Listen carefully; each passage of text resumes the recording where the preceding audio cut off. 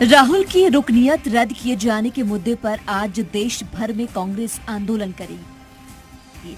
Party के मुताबिक राहुल गांधी के लिए तमाम कस्बों और जिलों में महात्मा गांधी के मकबरों के सामने संकल्प सत्याग्रह मुनाकिद किया जाएगा।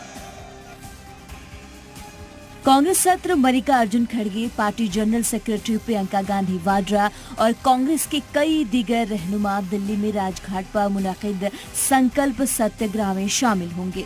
पार्टी के तंजीमी सेक्रेटरी केसी वेणुगोपाल ने तमाम रियासतों इकाइयों को भेजे हैं खत में कहा है कि इंसाफ की इस लड़ाई में राहुल गांधी अकेले नहीं हैं। लाखों कांग्रेसी और करोड़ों लोग उनके साथ खड़े हैं। हम अपने नेता और उनकी निडर लड़ाई की हिमायत में एहतजाज करेंगे।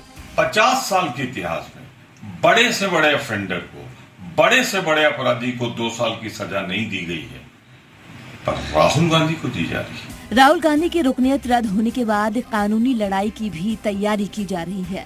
कांग्रेस के दिग्गज नेता अभिषेक मनु, सलमान खुर्शीद, विवेक तन्खा और कपिल सिब्बल सूरत कोर्ट के फैसले के खिलाफ अपील तैयार कर रहे हैं। ब्यूरो रिपोर्ट, जी मीडिया।